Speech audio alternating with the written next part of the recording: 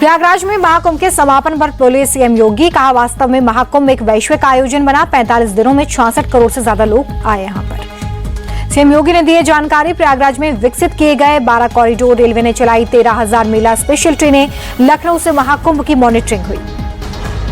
महाकुंभ के सफल आयोजन के बाद सीएम योगी के सफाई कर्मियों को सौगात, 10,000 रुपए बोनस। अप्रैल से हर महीने 16,000 रुपए मिलेगी सैलरी।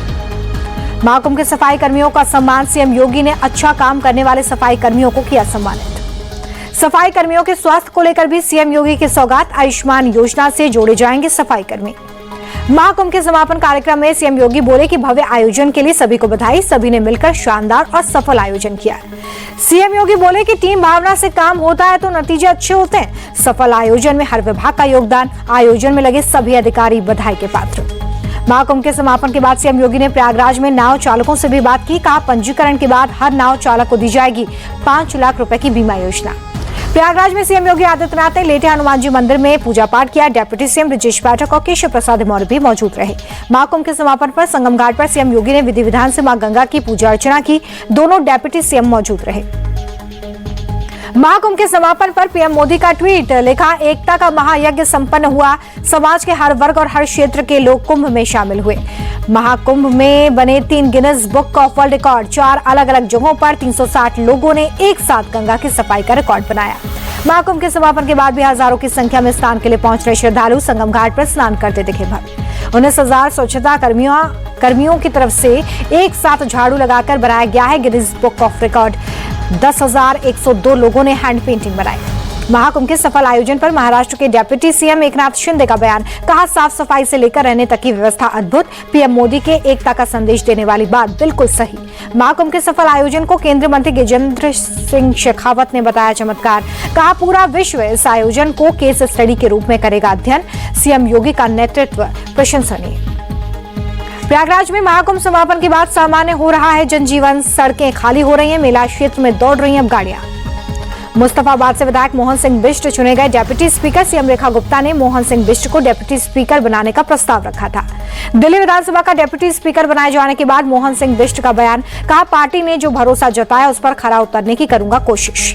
दिल्ली विधानसभा के बाहर आपके सभी विधायकों को रोका गया। नेता प्रतिपक्ष आतिशी को भी अंदर जाने से रोका गया। धरने पर बैठे सभी विधायक। आतिशी बोली ऐसा दिल्ली के इतिहास में कभी नहीं हुआ। दिल्ली विधानसभा के बाहर विपक्ष के धरने पर मंत्री कपिल मिश्रा का बयान। कहा 10 सालों तक दिल्ली की जनता के मुद्दे पर नहीं हुई चर्चा। हम किसी को भी ऐसी साजिश को अंजाम नहीं देने देंगे।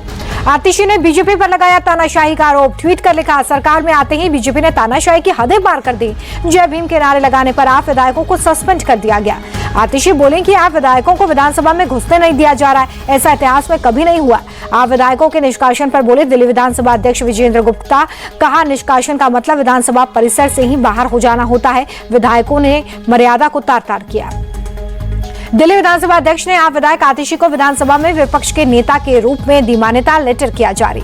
दिल्ली विधानसभा की नेता विपक्ष आतिशी ने राष्ट्रपति द्रौपदी मुर्मू को लिखी है चिट्ठी। विधानसभा में पार्टी विधायकों को घुसने न देने के मुद्दे को लेकर मिलने का समय मांगा। कैग रिपोर्ट को लेकर आप विधायक मानतुल्ला ने बीजेपी पर साधा निशाना। कहा जिस रिपोर्ट की वो बात कर रहे हैं वो सीबीआई के पास है। पहले आरोप साबित करे बीजेपी।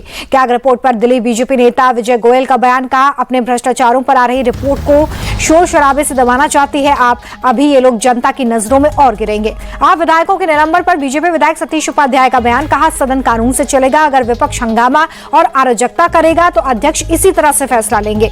दिल्ली सीएम रेखा गुप्ता ने अपने आवास पर सुबह आम जनता से की मुलाकात। लोगों ने मुख्यमंत्री बनने पर बधाई दी। दिल्ली के पीडब्ल्यूडी मंत्री प्रवेश शर्मा अधिकारियों के साथ डिफेंस कॉलोनी पहुंचे। निर्माण कार्यों का निरीक्षण किया। दिल्ली के नजफगढ़ का नाम बदलने की मांग। बीजेपी के विधायक नीलम पहलवान ने नजफगढ़ का नाम नाहरगढ़ करने की मांग की है। दिल्ली में कांग्रेस के नेताओं की अहम बैठक हुई है। कांग्रेस अध्यक्ष मल्लिकार्जुन खड़गे और नेता प्रतिपक्ष राहुल गांधी इस बैठक में मौजूद रहे। बिहार में विभागों का बंटवारा हो गया है।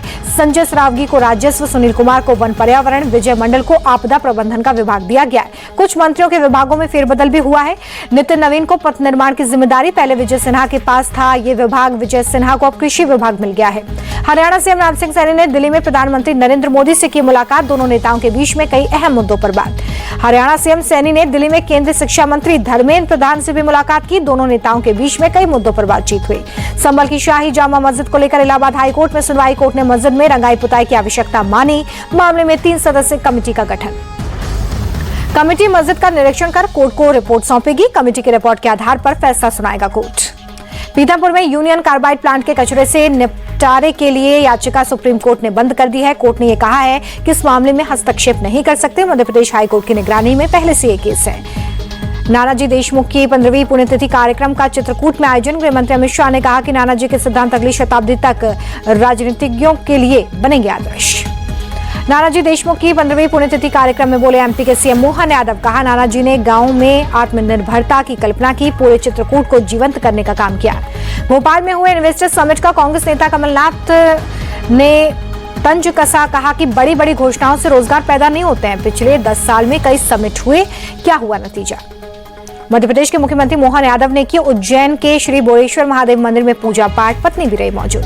उज्जैन के महाकाल मंदिर में विशेष सहरा आरती की गई, बड़ी संख्या में श्रद्धालु शामिल हुए। श्रीलंका ने 27 भारतीय मछुआरों को रिहा कर दिया है। सभी मछुआरे तमिलनाडु के चेन्नई पहुंचे। महाराष्ट्र के डिप्टी सीएम एकनाथ शिंदे ने पुणे रेप की घटना को दुर्भाग्यपूर्ण बताया। कहा आरोपी कोई भी हो बख्शा नहीं जाएगा, ऐसे लोगों को होनी चाहिए फांसी। पुणे रेप मामले पर केंद्रीय मंत्री रामदास अठावले का बयान। कहा सीएम ने दिए हैं जांच के आदेश, आरोपियों को होनी चाहिए फांसी।